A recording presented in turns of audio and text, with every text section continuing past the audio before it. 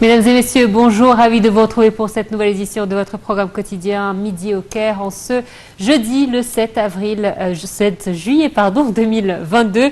Sans plus tarder, commençons cette édition avec l'actualité présidentielle. Le président Abdel Fattah el-Sisi a souligné hier la nécessité de prêter attention à l'objectif et à la qualité de l'éducation. Le président a fait cette déclaration en inaugurant hier nombre de projets dans le cadre de l'Égypte numérique mis en œuvre par le ministère des Communications et des Technologies de l'Information. Les détails avec Perihan Farou. Le président Abdel Fattah el-Sisi a assisté hier au lancement de la plateforme de l'Égypte numérique et à l'inauguration par visioconférence d'un nombre de projets dont les stations d'atterrissement de câbles sous-marins à Ras Gharib, à Za'afarana et à Sidi Krir, le Centre international de données au Caire, des écoles appliquées de Télécom Égypte, des centres d'innovation de l'Égypte numérique et du projet de modernisation du musée de la Poste égyptienne. Le chef de l'État a assisté également à la séance de dialogue des jeunes bénéficiaires des initiatives lancées par le ministère des Technologies de l'Information. Cet événement a été tenu au centre des conférences dans la banlieue de Tagamo al-Khamis en présence d'un nombre de ministres et de hauts responsables. Le président a souligné l'importance de poursuivre les travaux dans la nouvelle capitale administrative, même si ça coûte beaucoup d'argent et en dépit des conditions difficiles. Il a noté que le quartier gouvernemental de la capitale administrative pourrait fournir un environnement de travail numérique pour l'État via des centres de données et des lieux de travail consacrés à 50 000 employés et par conséquent, le pays pourrait se transformer en État numérique avec l'usage de l'intelligence artificielle, ce qui coûterait très cher. Le président a appelé à changer la culture de l'enseignement en Égypte et à choisir de nouvelles spécialisations nécessaires au marché du travail. Un grand nombre de facultés et d'universités qui offrent de nouvelles spécialisations technologiques nécessaires au marché du travail, comme l'intelligence artificielle, ont été et seront ouverts, a-t-il ajouté. Il a souligné la nécessité de prêter attention à l'objectif de l'éducation et à la qualité du certificat et de l'enseignement. Le chef de l'État a également appelé les médias à prêter attention aux programmes qui mettent en valeur les jeunes talents dans les domaines de la technologie et des communications modernes. Le Premier ministre Mostafa Madbouli a exprimé ses vœux au président Abdel Fattah el-Sisi à l'occasion de l'Aïd al-Adha ou la fête du sacrifice. Dans un message, le Premier ministre a exprimé en son nom et au nom du gouvernement ses félicitations et ses meilleurs vœux pour cette occasion glorieuse, souhaitant au président el-Sisi une bonne santé, un succès continu et aux nations arabes et islamiques tout le bonheur, sécurité et paix. Le commandant général des forces armées, ministre de la Défense et de la production militaire, le général Mohamed Zaki, a aussi adressé hier un message de vœux au président el-Sisi, commandant suprême des forces armées à l'occasion de l'Aïd al-Adha. Dans sa dépêche, le général Zaki a souhaité bonheur et santé au chef de l'État et progrès et prospérité à l'Égypte sous sa direction.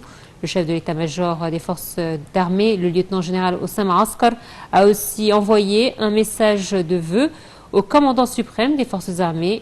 El-Sisi a reçu des messages similaires de la part d'un nombre de ministres et de hauts responsables de l'État.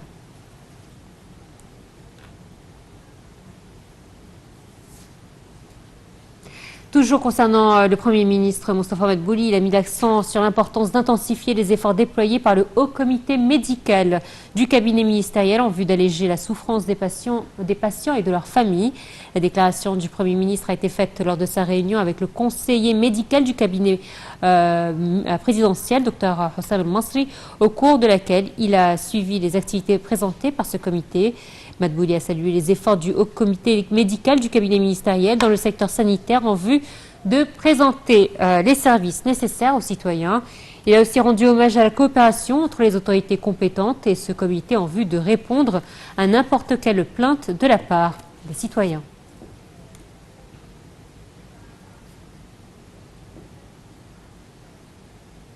Le dialogue national a annoncé hier sur sa page officielle des résolutions de la première réunion du Conseil des secrétaires généraux du dialogue national, tenu mardi au siège de l'Académie nationale de formation.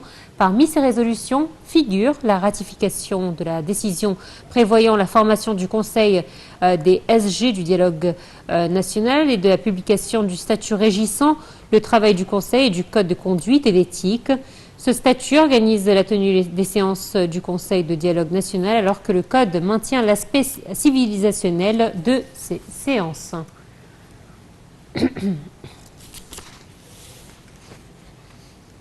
Allez, on va parler économie à présent. Le déficit de la balance commerciale d'Égypte a baissé de 53% en avril dernier pour atteindre 1,70 milliard de dollars contre 3,62 milliards de dollars au cours de l'année 2021. Selon le bulletin mensuel du commerce extérieur publié par l'Agence centrale pour la mobilisation publique et les statistiques CAPMAS, le recul du déficit commercial s'explique par l'augmentation de la valeur des exportations de 54,2% qui ont atteint 4,94 milliards de dollars en avril 2022 contre 3,20 milliards de dollars durant le même mois de l'année précédente. Les importations ont reculé de 2,7% pour atteindre 6,64 milliards de dollars en avril 2022 contre 6,82 milliards de dollars l'an passé durant la même période.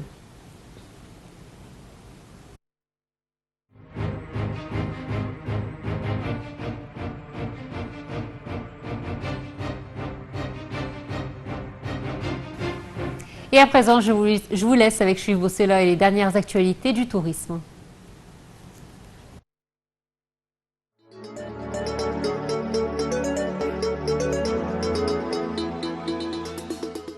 Une délégation officielle du ministère du Tourisme et des Antiquités, présidée par le ministre adjoint du Tourisme et des Antiquités pour les affaires du cabinet du ministre, M. Ahmed Obeid, s'est rendue au Royaume d'Arabie Saoudite pour assurer le suivi des travaux de Chatr el-Masjid qui ont lieu au musée d'Isra, situé au Centre culturel mondial du roi Abdelaziz à Zahran, en Arabie Saoudite.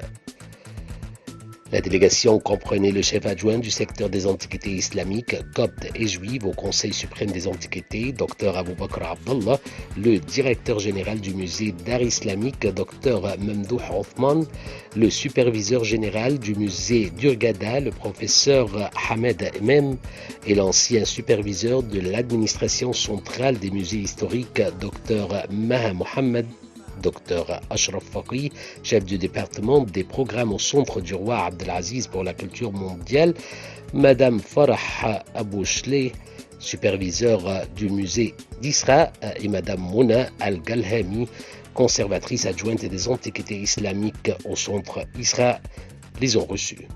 M. Ahmed Obeid a souligné que l'exposition Chatr el-Masjid est l'un des aspects de la coopération fructueuse entre la République arabe d'Égypte et le Royaume d'Arabie Saoudite et confirme l'effort de diffusion et d'échange des cultures entre les pays arabes frères. Il a ajouté que des procédures sont en cours pour prolonger l'exposition d'un an à la demande de la partie saoudienne pour se terminer en novembre 2023, alors qu'elle devait se terminer en novembre 2022. Il convient de noter que l'exposition comprend des artefacts archéologiques liés aux mosquées pour faire la lumière sur leur histoire, leur développement et leur fonction, et refléter les progrès de développement de la civilisation islamique et de ses arts, dont 84 artefacts provenant des fonds du musée d'art islamique de Bab el-Khal, comprenant un mimbar et un mihrab, en plus d'un certain nombre d'outils d'éclairage.